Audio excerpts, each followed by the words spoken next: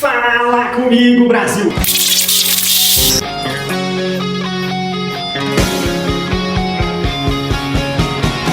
Fala comigo, Brasil! Chique bacanizado, o play hoje é sobre a minha história. E eu vou falar um pouco sobre o início da fábrica da minha família e sobre a minha família. Então vamos lá, pessoal. Eu sou de uma família muito tradicional de Nova Serrana. Todos os irmãos do meu pai, homens, tiveram fábrica e hoje tem um único só que tem a sua fábrica, que é de pequeno porte. Porém, nós temos mais de 45 anos no ramo do calçado, tá? O interessante disso foi quando meu pai fundou a primeira fábrica, que foi em 1976, tá? Ele fez a fábrica junto com um dos meus tios e depois desfez sociedade, montou com outro tio e depois começou a tocar a fábrica sozinho. Mas eu, quando criança, eu sempre estava ali dentro da fábrica. Pessoal, o calçado nessa época, o meu pai fez calçado de couro, o calçado era feito artesanal, costurado o solado no cabedal. Então eu lembro muito que toda vez que eu entrava na produção eu corria e pegava, tinha uns pedacinhos de couro que eles faziam um formato do dedo para puxar cordão e puxar o calçado. Para quem não sabe sobre o setor de calçado, a forma colocava taxinha.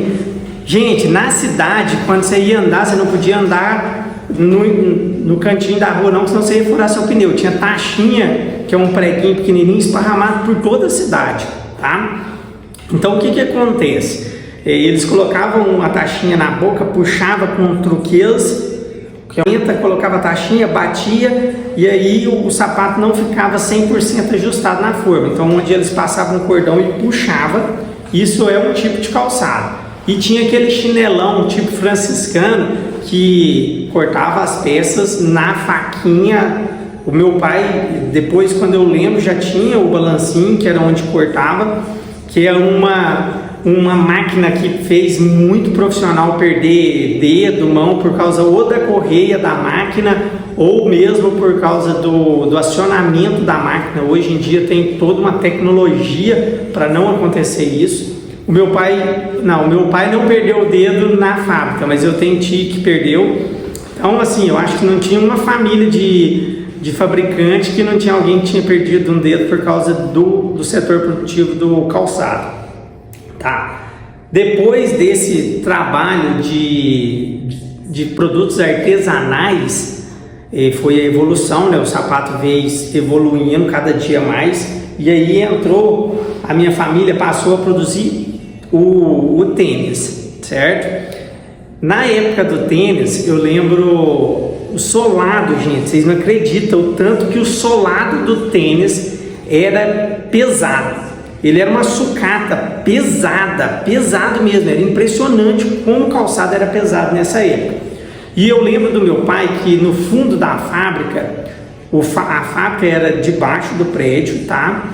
E ele tinha uma portinha lá no fundo para um corredor e tinha uma estufa onde ele pintava o solado. Então fazia uma máscara, colocava a sola dentro dessa máscara e aí ficava só os buraquinhos onde ia ficar a pintura. E eu chegava lá, tava meu pai pintando, cabeça toda branca de sujeira de tinta, e eu recordo muito isso. Meu pai sempre trabalhando muito, pintando sola, fazia de tudo. Todos os meus tios, era assim, como era empresa de pequeno porte, a gente aprendia a fazer de tudo, certo?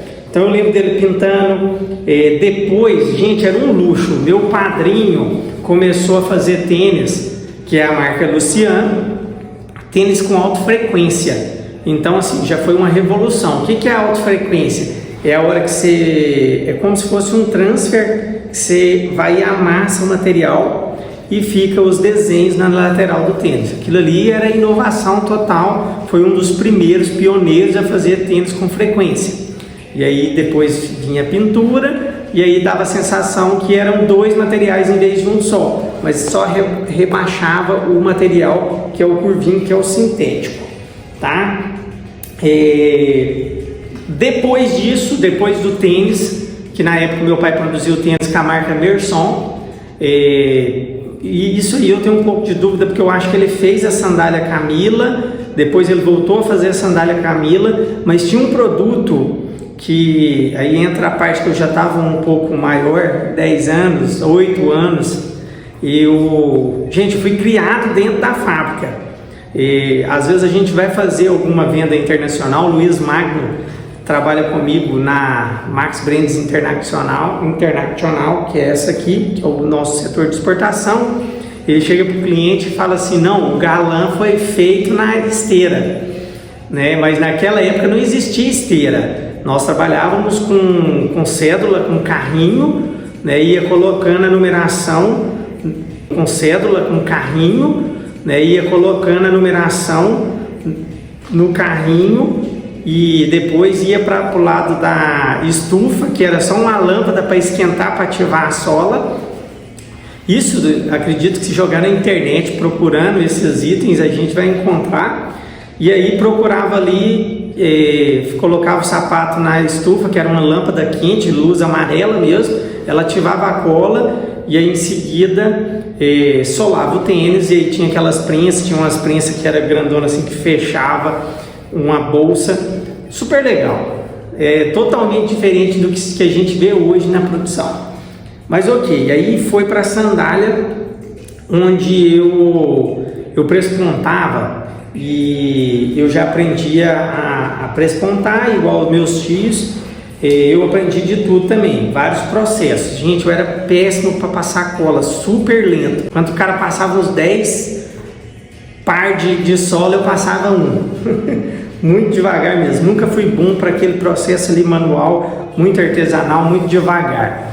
Mas eu trabalhei fazendo caixa, que é um dos primeiros processos, que é aquela caixinha onde o produto vai dentro. Depois eu fui para o acabamento, que é onde você tem as linhas sobrando, cola sobrando.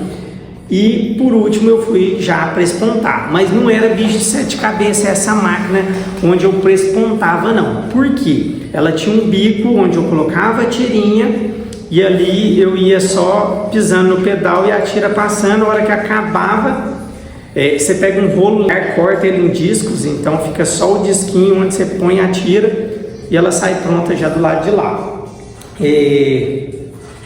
Muita gente não sabe disso, tá? Por que eu não aprendi a jogar bola? Tá? Aí existe uma brincadeira que é o seguinte: como eu tinha 8 anos, meu pai chegava com uma caçamba. Pessoal, naquela época era normal criança trabalhar, ajudar a família. Meu pai chegava com a caçamba e falava assim: ó, quando você terminar essa caçamba você pode jogar bola. Resumo da história: eu nunca aprendi a jogar bola, mas eu aprendi a trabalhar. E agradeço meu pai muito pelo exemplo, pela dedicação, pelo exemplo de pai que é. O meu pai, em 1996, ele perdeu a visão. Eu estava com 10 anos, sofri muito e fui os olhos do meu pai por muito tempo dentro da fábrica, onde ele falava o que eu tinha que fazer e eu era os olhos dele, certo? Eu aprendi muito com meu pai enquanto ele enxergava. Ele trabalhou em inúmeras profissões e orgulho muito dele e orgulho muito da minha mãe, que quando meu pai passou a maior dificuldade, que foi depois que ele perdeu a visão, ela nunca saiu do lado dele e ajudou ele em tudo que tinha que ajudar. Então a minha história começa com exemplo de superação e de dedicação e muito amor. Fique atento ao próximo episódio. Valeu!